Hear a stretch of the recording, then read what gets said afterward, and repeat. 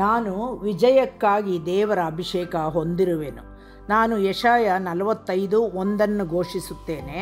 ಕರ್ತರು ತನ್ನ ಅಭಿಷಿಕ್ತನಾದ ನನಗೆ ಯಾವನ ಕೈ ಹಿಡಿದು ಯಾವನೆದುರಿಗೆ ಜನಾಂಗಗಳನ್ನು ತುಳಿದು ರಾಜರ ನಡುಕಟ್ಟನ್ನು ಬಿಚ್ಚಿ ಯಾವನ ಮುಂದೆ ಬಾಗಿಲು ಹೆಬ್ಬಾಗಿಲುಗಳನ್ನು ತೆರೆದು ಮುಚ್ಚಲಿಸನೋ. ನಾನು ಆರಿಸಲ್ಪಟ್ಟಿದ್ದೇನೆ, ಅಭಿಷಿಕ್ತನಾಗಿದ್ದೇನೆ ಮತ್ತು ದೇವರಿಂದ ಹೆಚ್ಚು ಕೃಪೆಯನ್ನು ಹೊಂದಿದ್ದೇನೆ ಎಂದು ನಾನು ಘೋಷಿಸುತ್ತೇನೆ. ಆಶೀರ್ವಾದದ ಪ್ರತಿಯೊಂದು ಬಾಗಿಲು ನನಗೆ ಎಂದಿಗೂ ಮುಚ್ಚಲಾಗುವುದಿಲ್ಲ. ಆಶೀರ್ವಾದದ ಪ್ರತಿಯೊಂದು ಬಾಗಿಲು ಇದೀಗ ತೆರೆದಿದೆ ಎಂದು ನಾನು ಯೇಸುವಿನ ಹೆಸರಿನಲ್ಲಿ ಘೋಷಿಸುತ್ತೇನೆ. ಇದು ಯೇಸುವಿನ ಹೆಸರಿನಲ್ಲಿ ನನ್ನ ಘೋಷಣೆ. ಆಮೆನ್.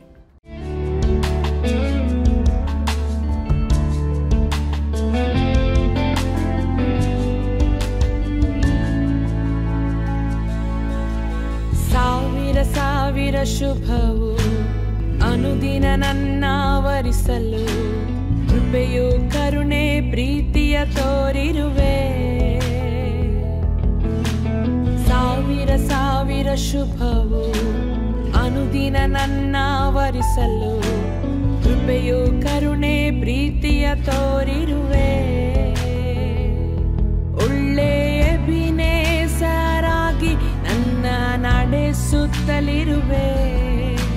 ವಂದಿಸಲು ಮಾತು ಇಲ್ಲವೇ. ಒಳ್ಳೆಯ ಎಬಿನೇಸರಾಗಿ ನನ್ನ ನಡೆಸುತ್ತಲಿರುವೆ. ವಂದಿಸಲು ಮಾತು ಇಲ್ಲವೇ.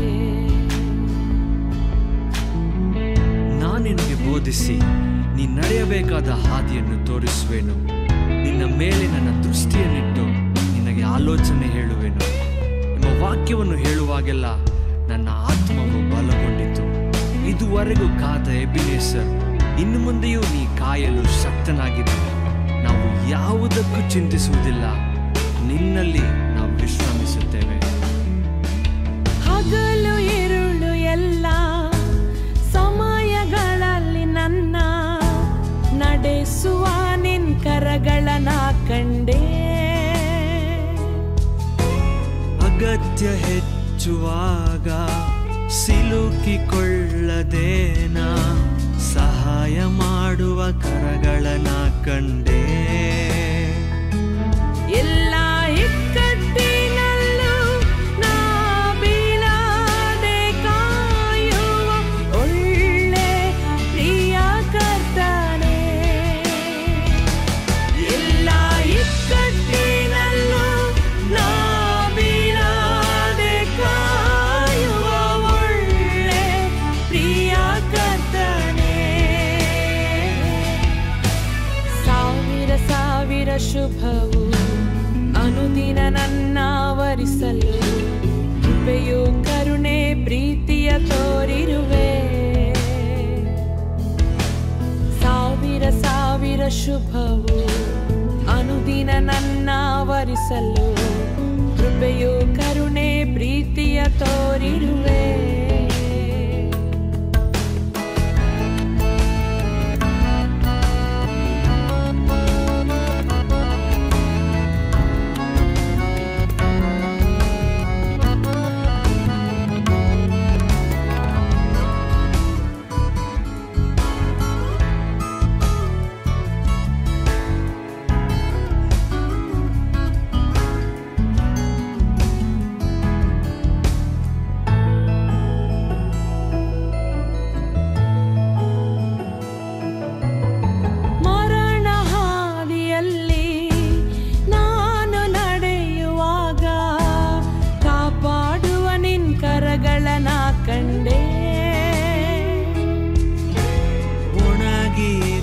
ಸಮಯ ಸಾಯದಂತೆ ನನ್ನ ಹೊರುವ ನಿನ್ ಕರಗಳನ್ನ ಕಂಡೆ. ನನ್ನ ಮಾರಾದ ಜೀವಿತವ ಮಧುರವಾಗಿ ಮಾರ್ಪಡಿಸುವ ಒಳ್ಳೆ ಪ್ರಿಯ ಕರ್ತನೇ. ನನ್ನ ಮಾರಾದ ಜೀವಿತವ ಮಧುರವಾಗಿ ಮಾರ್ಪಡಿಸುವ ಒಳ್ಳೆ ಪ್ರಿಯ ಕರ್ತನೇ. ಸಾವಿರ ಶುಭವು ಅನುದಿನ ನನ್ನ ವರಿಸಲು ಕೃಪೆಯು ಕರುಣೆ ಪ್ರೀತಿಯ ತೋರಿರುವೆ. ಸಾವಿರ ಸಾವಿರ ಶುಭವು ಅನುದಿನ ನನ್ನ ವರಿಸಲು ಕೃಪೆಯು ಕರುಣೆ ಪ್ರೀತಿಯ ತೋರಿರುವೆ. ಒಳ್ಳೆ ಎಬಿನೇಸರಾಗಿ ನನ್ನ ನಡೆಸುತ್ತಲಿರುವೆ. ವಂದಿಸಲು ಮಾತು ಇಲ್ಲವೇ. ಒಳ್ಳೆ ಎಬಿನೇಸರಾಗಿ ನನ್ನ ನಡೆಸುತ್ತಲಿರುವೆ.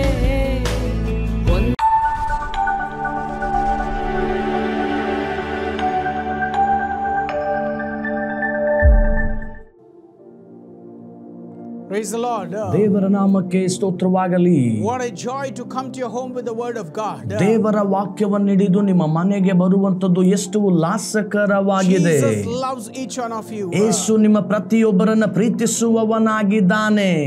You are a child of God. ನೀವು ದೇವರ ಮಕ್ಕಳು. And God speaks to his children through his word. ದೇವರು ತನ್ನ ವಾಕ್ಯದ ಮೂಲಕ ತನ್ನ ಮಕ್ಕಳೊಂದಿಗೆ ಮಾತನಾಡುತ್ತಾನೆ. Hallelujah. Hallelujah. Hallelujah. Hallelujah. In the last episode we were talking about how the blessings of God will come upon our life. ಕಳೆದ ಸಂಚಿಕೆಯಲ್ಲಿ ದೇವರ ಆಶೀರ್ವಾದಗಳು ನಮ್ಮ ಜೀವಿತದಲ್ಲಿ ಹೇಗೆ ಬರುತ್ತವೆಂಬುದಾಗಿ ಮಾತನಾಡುತ್ತಿದ್ದೆವು. In whatever situation, I'm telling you, God is going to give you the grace to overcome those situation in your life.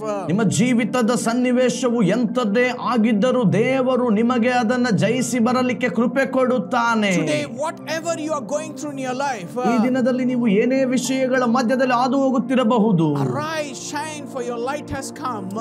ಏಳು, ಪ್ರಕಾಶಿಸು, ನಿನಗೆ ಬೆಳಕು ಬಂತು. And the glory of the Lord is going to rise upon you. ಯೆಹೋವನ ತೇಜಸ್ಸು ನಿನ್ನ ಮೇಲೆ ಉದಯಿಸಿದೆ. Arise, shine, for God's light is going to come upon you. ಏಳು, ಪ್ರಕಾಶಿಸು, ಕರ್ತನ ಬೆಳಕು ನಿನ್ನ ಮೇಲೆ ಬರುತ್ತದೆ. Today God is speaking to you prophetically, and God is telling you, get ready for you to see the mighty hand of God in your life. ಈ ದಿನದಲ್ಲಿ ದೇವರು ಪ್ರವಾದನಾತ್ಮಕವಾಗಿ ನಿನ್ನೊಂದಿಗೆ ಮಾತನಾಡುತ್ತಿದ್ದಾನೆ. ಸಿದ್ಧವಾಗು, ಕರ್ತನ ಬಹಳ ಬಲವುಳ್ಳ ಕರವು ನಿನಗಾಗಿ ಚಲಿಸುತ್ತದೆ. God's light is going to shine upon your situation, upon those darknesses what you're seeing in your life. ನಿಮ್ಮ ಜೀವಿತದ ಸನ್ನಿವೇಶಗಳ ಮೇಲೆಯೂ ನೀವು ಕಾಣುತ್ತಿರುವ ಕತ್ತಲೆಯ ಇರುಳಿನ ಮೇಲೆಯೂ ಕರ್ತನ ಬೆಳಕು ಪ್ರಕಾಶಿಸುತ್ತದೆ. Glory of God is going to rise upon you. ದೇವರ ಮಹಿಮೆ ನಿನ್ನ ಮೇಲೆ ಉದಯಿಸುತ್ತದೆ. Hallelujah. Hallelujah. Hallelujah. Hallelujah. What a promise, that what a confidence we are getting as God is speaking to us through his word. ದೇವರು ತನ್ನ ವಾಕ್ಯದ ಮೂಲಕವಾಗಿ ನಮ್ಮೊಂದಿಗೆ ಮಾತನಾಡುತ್ತಿರುವಾಗ ಎಷ್ಟು ಭರವಸೆ ನಮಗುಂಟಾಗುತ್ತಿದೆ ನೋಡಿ. In every situation, I'm telling you, when you're going through down, when you're going through problems, when you're going through failures, when you're going through rejection, there is one person, he will always stand with his word to speak to you in your life. It is Lord Jesus, and through his word he will speak to every child of God. ನಿಮ್ಮ ಜೀವಿತದ ಸನ್ನಿವೇಶಗಳು, ನೀವು ಹಾದು ಹೋಗುತ್ತಿರುವಂತ ತಗ್ಗಿನ ವಿಷಯಗಳ ಮಧ್ಯದಲ್ಲಿ, ಏನೆಲ್ಲ ಹೋರಾಟಗಳ ಮಧ್ಯದಲ್ಲಿ ನೀವು ಹಾದು ಹೋಗುತ್ತಾ ಇದ್ದೀರೋ, ಆ ಎಲ್ಲ ಸನ್ನಿವೇಶಗಳ ಮಧ್ಯದಲ್ಲಿ ಕರ್ತನು ತನ್ನ ಮಹಿಮೆಯನ್ನು ನಿಮ್ಮ ಮೇಲೆ ಉದಯಿಸುವ ಹಾಗೆ ಮಾಡುತ್ತಾನೆ. One word, the Rhema word, what God speaks to us, I'm telling you, will change every circumstances in our life. ಪ್ರಕಟವಾದಂತ ಒಂದೇ ಒಂದು ರೇಮ ವಾರ್ತೆಯು ನಮ್ಮ ಜೀವಿತದ ಎಲ್ಲ ಸನ್ನಿವೇಶವನ್ನು ಬದಲಾವಣೆ ಮಾಡುತ್ತದೆ. When God speaks, he will confirm it, and he will prove it that he is a God, and he will do it for us in our life. ದೇವರು ಮಾತನಾಡುವಾಗ ಅದನ್ನು ದೃಢಪಡಿಸುತ್ತಾನೆ, ಅದನ್ನು ನಮ್ಮ ಜೀವಿತದಲ್ಲಿ ಆತನು ಮಾಡಿ ಮುಗಿಸುತ್ತಾನೆ. Hallelujah. Hallelujah. Hallelujah. Hallelujah. Numbers 23:19 says, Aranya Kanda 23:19 ಹೇಳ್ತದೆ, God is not human, ದೇವರು ಮನುಷ್ಯನಂತೆ ಅಲ್ಲ, that he should lie, ಆತನು ಸುಳ್ಳಾಡುವವನಲ್ಲ, not a human being that he should change his mind. ದೇವರು ಮನುಷ್ಯನಂತೆ ಎರಡು ಮಾತಿನವನಲ್ಲ. Does he speak and then not act? ಆತನು ಮಾತನಾಡಿದ ಮೇಲೆ ಕಾರ್ಯ ಮಾಡುವುದಿಲ್ಲವೋ? Does he promise and not fulfill? ಆತನು ಮಾತು ಕೊಟ್ಟ ಮೇಲೆ ನೆರವೇರಿಸುವುದಿಲ್ಲವೋ? 20th verse it says, he has blessed and it cannot be changed. ಆತನು ಆಶೀರ್ವಾದ ಮಾಡಿದ ನಂತರ ಅದನ್ನ ಬದಲಾಯಿಸಲಾರನು. Hallelujah. Hallelujah. He has commanded us for us to be blessed through His word. What He has declared it, what we proclaim it, it is going to be fulfilled in our life. ದೇವರು ತನ್ನ ವಾಕ್ಯದಲ್ಲಿ ನಮಗೋಸ್ಕರವಾಗಿ ಏನನ್ನೆಲ್ಲ ಘೋಷಣೆಯನ್ನ ಮಾಡಿದ್ದಾನೋ ತನ್ನ ವಾಕ್ಯದ ಮೂಲಕ ಅದನ್ನು ನಮಗೆ ನೆರವೇರಿಸುತ್ತಾನೆ. Arise, shine, for your light has come. ಏಳು, ಪ್ರಕಾಶಿಸು, ನಿನಗೆ ಬೆಳಕು ಬಂತು. And the glory of the Lord is going to rise upon you. ಯೆಹೋವನ ತೇಜಸ್ಸು ನಿನ್ನ ಮೇಲೆ ಉದಯಿಸಿದೆ. How we can receive blessings from God? ದೇವರಿಂದ ಆಶೀರ್ವಾದವನ್ನು ಹೇಗೆ ನಾವು ಹೊಂದಿಕೊಳ್ಳಬಹುದು? How we can see this light of God going to come upon our life? ನಮ್ಮ ಜೀವಿತದಲ್ಲಿ ಬೆಳಕು ಬರುವುದನ್ನು ನಾವು ಹೇಗೆ ಅನುಭವಿಸಬಹುದು?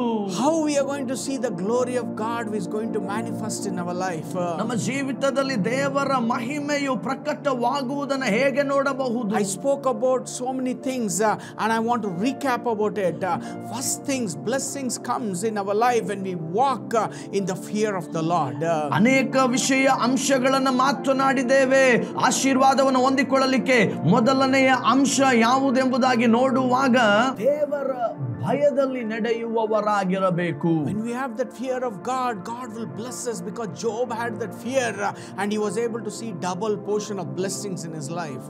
ಆ ರೀತಿಯಾಗಿ ಭಯದಿಂದ ನಾವು ದೇವರನ್ನ ಸೇವಿಸುವಾಗ ಯೋಬನು ದೇವರಿಗೆ ಭಯಪಟ್ಟು ಆತನನ್ನ ಸೇವಿಸುವವನಾಗಿದ್ದ. ಈ ಕಾರಣ ಎರಡರಷ್ಟು ಆಶೀರ್ವಾದವನ್ನು ಹೊಂದಿಕೊಂಡ. Second thing, we need to have Jesus as our Lord and Savior so that God will be able to do it everything through Jesus Christ. ಎರಡನೆಯದಾಗಿ ಯೇಸು ಕ್ರಿಸ್ತನು ನಮ್ಮ ಕರ್ತನಾಗಿ ನಮ್ಮ ಜೀವಿತದಲ್ಲಿ ಇರಬೇಕು. ಆಗ ಆತನು ಎಲ್ಲವನ್ನು ಮಾಡುವವನಾಗಿದ್ದಾನೆ. Lord was with Joseph and Joseph prospered, the Bible says. ಯೋಸೇಫನ ಸಂಗಡ ಯೆಹೋವನು ಇದ್ದದರಿಂದ ಯೋಸೇಫನು ಏಳಿಗೆಯಾದನು ಎಂಬುದಾಗಿ ಸತ್ಯವೇದ ಹೇಳ್ತದೆ. Third thing, we see that when we seek the Lord every day in our life, God will be able to bless us in our life. ನಮ್ಮ ಜೀವಿತದಲ್ಲಿ ಪ್ರತಿನಿತ್ಯವೂ ನಾವು ದೇವರನ್ನ ಅಪೇಕ್ಷಿಸುತ್ತಾ ದೇವರನ್ನ ಬಯಸುವಾಗ ದೇವರು ನಮಗೆ ಸಮೃದ್ಧಿಯನ್ನು ಕೊಟ್ಟು ಆಶೀರ್ವದಿಸುತ್ತಾನೆ. We saw about King Uzziah, how he sought the Lord every day in his life and how God blessed him in his life. ನಾವು ಅರಸನಾದ ಉಜ್ಜಿಯನ ಕುರಿತಾಗಿ ನೋಡಿದೆವು. ಹೇಗೆ ಅವನು ದಿನಂಪ್ರತಿಯೂ ದೇವರನ್ನ ಬಯಸುವವನಾಗಿದ್ದ, ದೇವರು ಹೇಗೆ ಅವನನ್ನು ಆಶೀರ್ವದಿಸಿದೆ ಎಂಬುದಾಗಿ. We saw how David sought the Lord for everything in his life and how God blessed David and how he was called a man after God's own heart. ದಾವೀದನು ಹೇಗೆ ಎಲ್ಲಾ ವಿಷಯಗಳಿಗಾಗಿಯೂ ದೇವರ ಬಳಿಯಲ್ಲಿ ವಿಚಾರಿಸುವುದಕ್ಕಾಗಿ ಹೋಗುತ್ತಾ ಇದ್ದನು, ಹೀಗೆ ದೇವರು ತನ್ನ ಹೃದಯದ ಪ್ರಕಾರ ಉಳ್ಳ ಮನುಷ್ಯನೆಂಬುದಾಗಿ ಅವನನ್ನು ಕರೆದನು. And we saw Abraham, how he depended on the Lord and how he sought the Lord and he was called as a righteous man and a father of faith. ಅಬ್ರಹಾಮನನ್ನು ನೋಡುವುದಾದರೆ ಅವನು ದೇವರನ್ನ ಎಲ್ಲಾ ವಿಷಯಗಳಲ್ಲಿಯೂ ಅವನು ನಂಬುವವನಾಗಿದ್ದ, ಭರವಸೆ ಇಟ್ಟವನಾಗಿ ಇದ್ದ ಕಾರಣ ಅಬ್ರಹಾಮನು ತಾನೇ. We meditated upon Daniel's prayer, how Daniel sought the Lord and how he prayed 3 times and how God honored Daniel's prayer. ನಾವು ದಾನಿಯೇಲನ ಪ್ರಾರ್ಥನೆಯ ಕುರಿತಾಗಿ ನಾವು ನೋಡಿದೆವು. ದಾನಿಯೇಲನು ಹೇಗೆ ದಿನಕ್ಕೆ ಮುರಾವರ್ತಿ ದೇವರನ್ನ ಅಪೇಕ್ಷಿಸುತ್ತಾ ಅವನು ಇದ್ದು ನಂತರ ಹೇಗೆ ದೇವರಿಂದ ಆಶೀರ್ವಾದ ಹೊಂದಿದನೆಂಬುದಾಗಿ ನೋಡುತ್ತೇವೆ. Fourth thing, how we saw the blessings of God can come in upon our life. ನಾಲ್ಕನೆಯದಾಗಿ ದೇವರ ಆಶೀರ್ವಾದ ನಮ್ಮ ಜೀವಿತದೊಳಗೆ ಹೇಗೆ ಬರ್ತದೆ ಎಂಬುದಾಗಿ ನೋಡುವಾಗ we need to connect our work, or we need to work for the kingdom of God, then we will be blessed and prosperous in our life. ನಾವು ದೇವರ ರಾಜ್ಯದ ಕೆಲಸಗಳೊಂದಿಗೆ ಜೊತೆಗೂಡುವವರಾಗಿರಬೇಕು, ಆಗ ಮಾತ್ರವೇ ಆಶೀರ್ವದಿಸಲ್ಪಡುತ್ತೇವೆ. Ezekiel, how God used him, even he made him a king, he was able to open the doors of the temple and how he repaired and how God prospered Ezekiel. ಹಿಜ್ಕೀಯನು ಅರಸನಾದಾಗ ಆತನು ದೇವಾಲಯದ ದ್ವಾರಗಳನ್ನು ತೆರೆದು ಅದನ್ನು ಸರಿಪಡಿಸಿದನು, ದೇವರು ಅವನನ್ನ ಆಶೀರ್ವದಿಸಿದನು. Hallelujah. Hallelujah. Hallelujah. Hallelujah. Nehemiah cried out for the wall of Jerusalem and God was able to use Nehemiah to rebuild everything, and today it is written about Nehemiah because he worked for the kingdom of God's work and God blessed him. ನೆಹೆಮೀಯನು ಯೆರೂಸಲೇಮಿನ ಪೌಳಿ ಗೋಡೆಗಳು ಕೆಡವಲ್ಪಟ್ಟಿರುವುದಕ್ಕೋಸ್ಕರವಾಗಿ ಕಣ್ಣೀರು ಸುರಿಸಿದನು. ದೇವರು ನೆಹೆಮೀಯನನ್ನೇ ಎಬ್ಬಿಸಿ ಆ ಗೋಡೆಗಳನ್ನು ಪುನಃ ಕಟ್ಟುವುದಕ್ಕಾಗಿ ಆತನು ಪ್ರೇರಿಸಿದನು. Fifth thing, in the last episode we spoke about how blessings can come when we honor the Lord by obeying His word and following it and what the word of God says in our life. ಐದನೆಯದಾಗಿ ನಾವು ನೋಡುವಾಗ ದೇವರ ವಾಕ್ಯವು ನಮ್ಮ ಜೀವಿತದಲ್ಲಿ ಏನನ್ನ ಹೇಳುತ್ತದೋ ಅದನ್ನ ಕೇಳಿಸಿಕೊಂಡು ಅದಕ್ಕೆ ವಿಧೇಯರಾಗಿ ಅದಕ್ಕೆ ಸನ್ಮಾನವನ್ನು ಕೊಟ್ಟು ನಡೆದುಕೊಳ್ಳುವಾಗ ಆಶೀರ್ವಾದ ಬರ್ತದೆ. We spoke about Deuteronomy 28:1, how it was a blessing when we obey the Lord, when we do whatever it says, God will lift us up high above all the nations of the earth. ಧರ್ಮೋಪದೇಶ ಕಾಂಡ 28ನೇ ಅಧ್ಯಾಯದ 1ನೇ ವಚನದ ಆಧಾರದಲ್ಲಿ ನಾವು ನೋಡುವಾಗ ದೇವರಾದ ಯೆಹೋವನ ಮಾತನ್ನ ಶ್ರದ್ಧೆಯಿಂದ ಕೇಳಿ ಈಗ ನಾನು ನಿಮಗೆ ಬೋಧಿಸುವ ಆಜ್ಞಾವಿಧಿಗಳನ್ನೆಲ್ಲ ಅನುಸರಿಸಿ ನಡೆದರೆ ಆತನು ಭೂಮಿಯ ಮೇಲಿರುವ ಎಲ್ಲಾ ಜನಾಂಗಗಳಿಗಿಂತಲೂ ನಿಮ್ಮನ್ನು ಉನ್ನತಿಗೆ ತರುವನು. Today I want to tell you, when you obey the Lord, when you honor the Lord by obeying His word and following what it says, you will see the blessings of God in your life. ದೇವರ ವಾಕ್ಯವು ಏನನ್ನ ಹೇಳುತ್ತದೋ ಅದನ್ನ ನೀವು ಗೌರವಿಸಿ ಅದಕ್ಕೆ ವಿಧೇಯರಾಗಿ ನಡೆದುಕೊಳ್ಳುವಾಗ ದೇವರ ಆಶೀರ್ವಾದಗಳು ನಿಮಗೆ ಬರುತ್ತವೆ.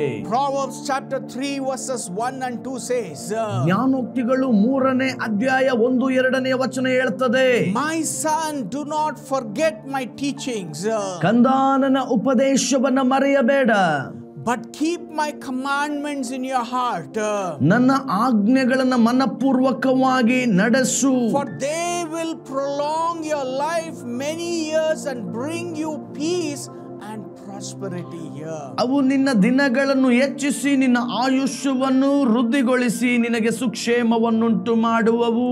God's word is reminding in Proverbs chapter 3 verses 1 and 2 that God says, do not forget my teaching, but keep my commandments always in your heart. ದೇವರು ನಮಗೆ ಪುನಃ ನೆನಪು ಮಾಡುತ್ತಿದ್ದಾನೆ. ಜ್ಞಾನೋಕ್ತಿಗಳ ಪುಸ್ತಕ 3ನೇ ಅಧ್ಯಾಯ 1-2ನೇ ವಚನ, ನೀವು ನನ್ನ ಆಜ್ಞೆಗಳನ್ನ ಹೃದಯದಲ್ಲಿ ಇಟ್ಟುಕೊಳ್ಳಿರಿ. For they will prolong your years, many years, and bring you peace and prosperity, says the Lord. ಅವು ನಿನ್ನ ದಿನಗಳನ್ನು ಹೆಚ್ಚಿಸಿ ನಿನ್ನ ಆಯುಷ್ಯವನ್ನು ವೃದ್ಧಿಗೊಳಿಸಿ ನಿನಗೆ ಸುಕ್ಷೇಮವನ್ನುಂಟು ಮಾಡುತ್ತವೆ. Hallelujah. Hallelujah. That means God is telling to you, as long as you hold on to this word, as long as you follow what it says and do what it says, God says He will prolong your life in many years in your life. ದೇವರ ವಾಕ್ಯವು ಏನನ್ನ ಹೇಳುತ್ತದೋ ಅದನ್ನ ಕೇಳಿ ಆಜ್ಞೆಯನ್ನು ಅನುಸರಿಸು ನೀನಾಗಿದ್ದರೆ ನಿನ್ನ ಆಯುಷ್ಯನ ದಿನಗಳನ್ನು ಆತನು ಹೆಚ್ಚಿಸಿ ಸುಕ್ಷೇಮವನ್ನು ಕೊಡುತ್ತಾನೆ. When you hold on to God's teaching and His commandments, I'm telling you, you will never see sickness, you will never see failures, you will never see troubles in your life.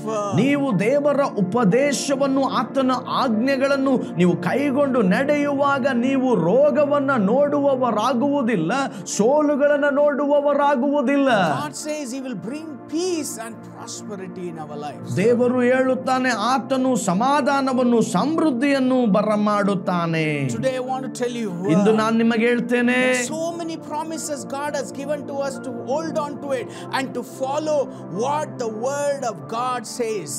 ದೇವರು ನಮಗೆ ಅನೇಕ ವಾಗ್ದಾನಗಳನ್ನು ಕೊಟ್ಟಿದ್ದಾನೆ. ದೇವರು ಹೇಳುವುದನ್ನು ನಾವು ದೃಢವಾಗಿ ಹಿಡಿದಿಟ್ಟುಕೊಂಡು ಮುಂದುವರಿಯಲು. Hallelujah. Hallelujah. Hallelujah. Hallelujah. When Jesus was there in this world, ಯೇಸು ಕ್ರಿಸ್ತನು ಈ ಲೋಕದಲ್ಲಿ ಜೀವಿಸುತ್ತಾ ಇದ್ದಾಗ a man comes to him and asks him that what is the greatest commandment? ಒಬ್ಬ ಮನುಷ್ಯನು ಬಂದು ಯೇಸುವನ್ನ ಕೇಳುತ್ತಾನೆ, ದೊಡ್ಡ ಆಜ್ಞೆ ಯಾವುದು? That means he is asking what I need to follow to be a good child of God. ಒಳ್ಳೆಯ ದೇವರ ಮಗನಾಗಿರಲು ನಾನು ಅನುಸರಿಸಬೇಕಾದ ಆಜ್ಞೆ ಯಾವುದು? And Jesus gives him two commandments. ಯೇಸು ಕ್ರಿಸ್ತನು ಆತನಿಗೆ 2 ಆಜ್ಞೆಗಳನ್ನು ಕೊಡುತ್ತಾನೆ. Jesus says, ಯೇಸು ಹೇಳುತ್ತಾನೆ, love the Lord your God with all your heart and with all your mind and all your soul. ನಿನ್ನ ದೇವರಾದ ಕರ್ತನನ್ನ ಪೂರ್ಣ ಬುದ್ಧಿಯಿಂದಲೂ ಪೂರ್ಣ ಮನಸ್ಸಿನಿಂದಲೂ ನೀನು ಪ್ರೀತಿಸುವವನಾಗಿರಬೇಕು. And second commandment he says, love the neighbor as thou yourself. ಎರಡನೆಯದಾಗಿರುವ ಆಜ್ಞೆ ನಿನ್ನಂತೆಯೇ ನಿನ್ನ ನೆರೆಯವನನ್ನ ಪ್ರೀತಿಸಬೇಕು ಎಂಬುವುದೇ. When Moses was there, God gave him 10 commandments. ಮೋಶೆಯು ಇದ್ದಾಗ ದೇವರು ಅವನಿಗೆ 10 ಆಜ್ಞೆಗಳನ್ನು ಕೊಟ್ಟನು. So many things what is there, God spoke through them in 10 commandments. 10 ಆಜ್ಞೆಗಳ ಮೂಲಕ ಮೂಲಕವಾಗಿ ದೇವರು ಅನೇಕ ವಿಷಯಗಳನ್ನ ಮಾತನಾಡಿದ. But Jesus summarizes everything and gives them in 2 commandments that if you follow this, you will inherit everything in your life. ಯೇಸು ಕ್ರಿಸ್ತನು 10 ಆಜ್ಞೆಗಳನ್ನ ಹಿಡಿದು ಸಾರಾಂಶವಾಗಿ ತೆಗೆದು 2 ಆಜ್ಞೆಗಳನ್ನ ಕೊಟ್ಟು ಅವುಗಳನ್ನು ಅನುಸರಿಸಲಿಕ್ಕೆ ಹೇಳ್ತಾ ಇದ್ದಾನೆ. That means God says you should love the Lord with all your heart, with all your mind and with all your soul. ಅದಕ್ಕಾಗಿ ದೇವರು ಹೇಳುವಂತದ್ದು ನಿನ್ನ ದೇವರಾದ ಕರ್ತನನ್ನು ಪೂರ್ಣ ಮನಸ್ಸಿನಿಂದಲೂ ಪೂರ್ಣ ಬುದ್ಧಿಯಿಂದಲೂ ಪೂರ್ಣ ಪ್ರಾಣದಿಂದಲೂ ಪ್ರೀತಿಸುವವನಾಗಿರಬೇಕು. When you love the Lord in your life, ನೀವು ನಿಮ್ಮ ಜೀವಿತದಲ್ಲಿ ದೇವರನ್ನ ಪ್ರೀತಿಸುವಾಗ you will honor the Lord. ನೀವು ದೇವರನ್ನ ಗೌರವಿಸುವವರಾಗುತ್ತೀರಿ. You will obey His words. ಆತನ ವಾಕ್ಯಗಳಿಗೆ ವಿಧೇಯರಾಗುತ್ತೀರಿ. You will follow what it says. ಅದು ಏನನ್ನ ಹೇಳುತ್ತದೋ ಅದನ್ನು ಅನುಸರಿಸುತ್ತೀರಿ. You will never be trapped into sin. ನೀವು ಪಾಪದ ಒಂದು ಸುಳುವಿಗೆ ಬೀಳುವವರಾಗುವುದಿಲ್ಲ. You will be called a child of God. ನಂತರ ನೀವು ದೇವರ ಮಕ್ಕಳಾಗಿ ಕರೆಯಲ್ಪಡುತ್ತೀರಿ. Hallelujah. Second thing Jesus said, ಎರಡನೆಯದಾಗಿ ಯೇಸು ಕ್ರಿಸ್ತನು ಹೇಳಿದ್ದು, love your neighbor as thou yourself. ನಿನ್ನನ್ನ ಪ್ರೀತಿಸುವ ಅದೇ ಪ್ರಕಾರ ನಿನ್ನ ನೆರೆಯವನನ್ನ ಪ್ರೀತಿಸು. God's love is nothing but He gave His only Son for us. Just believing in Him, through that love what He shed for us, His one and only Son for us, we carry that same Christ love to show that love to others in our life. ದೇವರು ತನ್ನ ಪ್ರಿಯ ಕುಮಾರನಾಗಿರುವ ಯೇಸು ಕ್ರಿಸ್ತನನ್ನ ಇಟ್ಟುಕೊಳ್ಳದೆ ನಮ್ಮನ್ನ ಪ್ರೀತಿಸಿದ್ದರ ನಿಮಿತ್ತವಾಗಿ ನಮಗೋಸ್ಕರವಾಗಿ ಆತನನ್ನು ಕೊಟ್ಟಿದ್ದಾನೆ. ಅದೇ ಪ್ರಕಾರವಾಗಿ ನಾವು ಕ್ರಿಸ್ತನನ್ನ ಇತರರಿಗೆ ಕೊಡುವವರಾಗಿರಬೇಕು. Jesus said, love your neighbor as yourself. ನಿಮ್ಮನ್ನ ಪ್ರೀತಿಸುವ ಹಾಗೆ ನಿಮ್ಮ ಶತ್ರುಗಳನ್ನ ಪ್ರೀತಿಸಿರಿ. When you carry that love for others, ನೀವು ಬೇರೆಯವರಿಗಾಗಿ ಆ ಪ್ರೀತಿಯನ್ನು ಒತ್ತು ಸಾಗುವಾಗ you honor the Lord. ನೀವು ದೇವರನ್ನ ಗೌರವಿಸುವವರಾಗಿರುತ್ತೀರಿ. You will obey His word. ದೇವರ ವಾಕ್ಯಕ್ಕೆ ವಿಧೇಯರಾಗುತ್ತೀರಿ. And you will follow what it says, because there is nothing blemish in that love what God has put in our lives. ದೇವರು ನಮ್ಮ ಹೃದಯಗಳಲ್ಲಿ ಕೊಟ್ಟಂತ ಆ ಪ್ರೀತಿಯಲ್ಲಿ ಯಾವ ದೋಷವೂ ಇಲ್ಲ, ಕಳಂಕವೂ ಇಲ್ಲ. Means we need to carry that Christ love and imitate Christ in us, in our life to others, so that through that love we can be able to draw them towards the Lord. ನಾವು ಕ್ರಿಸ್ತನ ಪ್ರೀತಿಯನ್ನ ಒತ್ತು ಸಾಗುವವರಾಗಿ, ಕ್ರಿಸ್ತನ ಅನುಯಾಯಿಗಳಾಗಿ, ಕ್ರಿಸ್ತನನ್ನ ಅನುಸರಿಸುವವರಾಗಿ ಅನೇಕರನ್ನ ಕ್ರಿಸ್ತನ ಪ್ರೀತಿಯ ಕೆಡೆಗೆ ಸೆಳೆಯುವವರಾಗಿರಬೇಕು. Today through that love we see that we don't be at any fault with the Lord. ಆ ಪ್ರೀತಿಯ ಮೂಲಕವಾಗಿಯೇ ನಾವು ಯಾವುದೇ ತಪ್ಪನ್ನ ಆತನಲ್ಲಿ ನಾವು ಕಂಡು ಹಿಡಿಯುವುದಕ್ಕಾಗುವುದಿಲ್ಲ. How blessings of God will come upon our life. ಹೇಗೆ ದೇವರ ಆಶೀರ್ವಾದಗಳು ನಮ್ಮ ಮೇಲೆ ಬರ್ತದೆ? By loving the Lord our God in our life. ನಮ್ಮ ಕರ್ತನಾದ ದೇವರನ್ನ ನಮ್ಮ ಜೀವಿತದಲ್ಲಿ ಪ್ರೀತಿಸುವುದರ ಮೂಲಕವಾಗಿಯೇ. By loving our neighbors. ನಮ್ಮ ನೆರೆಯವರನ್ನ ಪ್ರೀತಿಸುವುದರ ಮೂಲಕವಾಗಿಯೇ. Deuteronomy 5:16 says, ಧರ್ಮೋಪದೇಶ ಕಾಂಡ 5:16 ಹೇಳ್ತದೆ, honor your father and your mother as the Lord your God has commanded you. ನಿನ್ನ ದೇವರಾದ ಯೆಹೋವನು ಆಜ್ಞಾಪಿಸಿದಂತೆ ನಿನ್ನ ತಂದೆ ತಾಯಿಗಳನ್ನು ಸನ್ಮಾನಿಸಬೇಕು. So that you may live long, that it may go well with you in the land the Lord your God is giving you. ನಿನ್ನ ದೇವರಾದ ಯೆಹೋವನು ನಿನಗೆ ಅನುಗ್ರಹಿಸುವ ದೇಶದಲ್ಲಿ ನೀನು ಬಹುಕಾಲ ಇರುವಿ. Today many of us we love the Lord. ಈ ದಿನದಲ್ಲಿ ನಾವು ಅನೇಕರು ದೇವರನ್ನ ಪ್ರೀತಿಸುವವರಾಗಿದ್ದೇವೆ. We don't carry that love for others. ಆದರೆ ಆ ಪ್ರೀತಿಯನ್ನು ನಾವು ಇತರರಿಗೆ ಒತ್ತು ಸಾಗುತ್ತಿಲ್ಲ. When we don't carry that love for others, Christ never lives in us, salvation never lives in us. ಆ ಪ್ರೀತಿಯನ್ನ ನಾವು ಇತರರಿಗಾಗಿ ಒತ್ತು ಸಾಗದೆ ಹೋದರೆ ನಮ್ಮಲ್ಲಿ ಕ್ರಿಸ್ತನು ವಾಸವಾಗಿಲ್ಲ, ನಮ್ಮಲ್ಲಿ ರಕ್ಷಣೆ ಎನ್ನುವಂಥದ್ದು ಇಲ್ಲ. Forget the love for others. Even our own parents, God speaks about that we need to honor the Lord, and we need to honor the Lord by honoring our father and mother as the Lord our God has commanded us. ಬೇರೆಯವರನ್ನ ಬಿಡಿರಿ, ನಮ್ಮ ತಂದೆ ತಾಯಿಗಳನ್ನ ದೇವರು ನಮಗೆ ಆಜ್ಞಾಪಿಸಿದಂತೆಯೇ ನಾವು ಸನ್ಮಾನಿಸುವವರಾಗಿರಬೇಕು ಮೊದಲು. So that you may live long and it may go well with you in the land the Lord your God is giving you. ನೀನು ಸನ್ಮಾನಿಸಿದರೆ ನಿನ್ನ ದೇವರಾದ ಯೆಹೋವನು ನಿನಗೆ ಅನುಗ್ರಹಿಸಿದ ದೇಶದಲ್ಲಿ ಬಹುಕಾಲ ಇರುವಿ, ನಿನಗೆ ಮೇಲಾಗುವುದು. Today, many families we see there have been so much of problems, there's so much of situation. Why? Because you have disobeyed God, you have dishonored God even by not showing that love to your own people in your life. ಈ ದಿನಮಾನಗಳಲ್ಲಿ ಅನೇಕ ಕುಟುಂಬಗಳನ್ನು ನಾವು ನೋಡುತ್ತೇವೆ. ಅವರು ದೇವರಿಗೆ ವಿಧೇಯರಾಗದೆ ಆ ಪ್ರೀತಿಯನ್ನ ಇತರರಿಗೆ ಕೊಡದೇ ಇರುವಂತ ಕಾರಣ ನಾಶದ ಮಧ್ಯದಲ್ಲಿ ಕುಟುಂಬಗಳು ಹಾದು ಹೋಗುವುದನ್ನು ನೋಡುತ್ತೇವೆ. You have neglected your parents, you have not honored your parents. ನಿಮ್ಮ ತಂದೆ ತಾಯಿಗಳನ್ನು ನೀವು ತಾತ್ಸಾರ ಮಾಡಿದ್ದೀರಿ, ನಿಮ್ಮ ತಂದೆ ತಾಯಿಗಳನ್ನು ನೀವು ಸನ್ಮಾನಿಸಲಿಲ್ಲ. That's why it's not going well with you in your life. ಅದಕ್ಕಾಗಿಯೇ ನಿನ್ನ ಜೀವಿತದಲ್ಲಿ ನಿನಗೆ ಮೇಲಾಗದೆ ಮುಂದುವರಿಯುತ್ತಾ ಇದ್ದಿ. You have not been able to take care of your parents. ನಿನ್ನ ತಂದೆ ತಾಯಿಗಳನ್ನ ನೋಡಿಕೊಳ್ಳಿಕ್ಕಾಗಿಲ್ಲ. You have neglected them. ನೀನು ಅವರನ್ನ ತಾತ್ಸಾರ ಮಾಡಿದ್ದಿ. That's where you have disobeyed God in your life.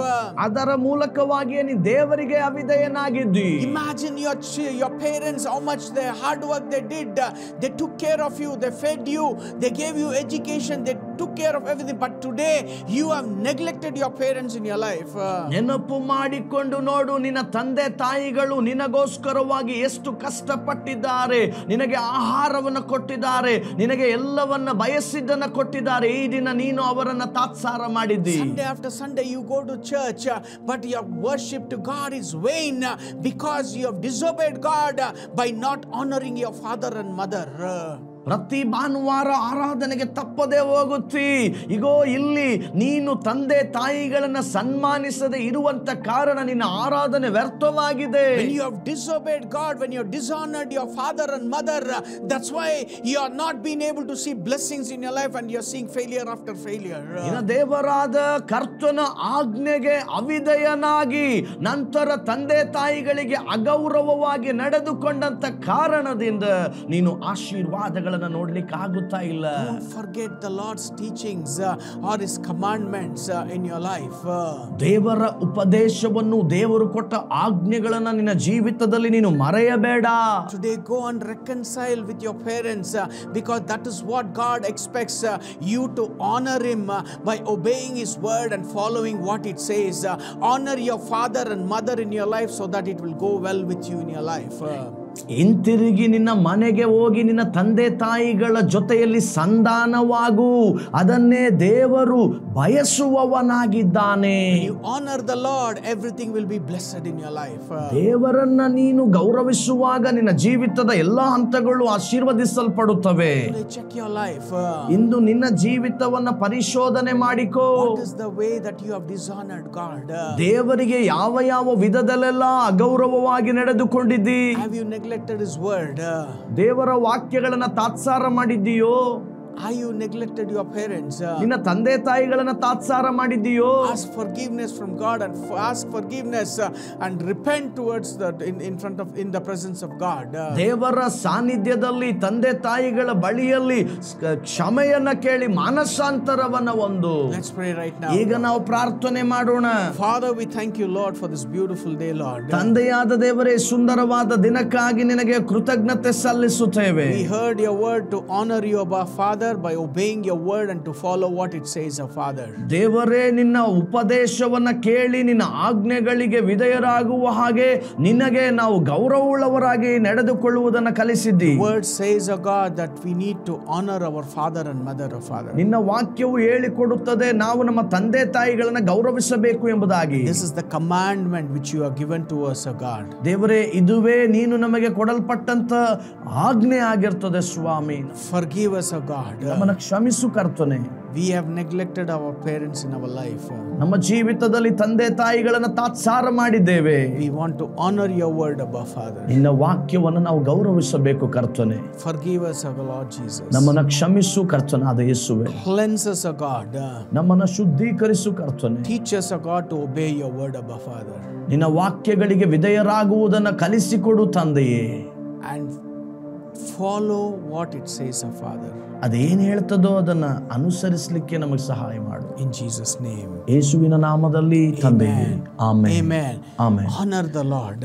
ದೇವರನ್ನ ಗೌರವಿಸಿರಿ. Obey His word and follow what it says. ಆತನ ವಾಕ್ಯವು ಏನನ್ನ ಉಪದೇಶ ಮಾಡುತ್ತದೋ ಅದಕ್ಕೆ ವಿಧೇಯರಾಗಿ ನಡೆಯಿರಿ. God bless you. ದೇವರು ನಿಮ್ಮೆಲ್ಲರನ್ನ ಆಶೀರ್ವದಿಸಲಿ. Amen.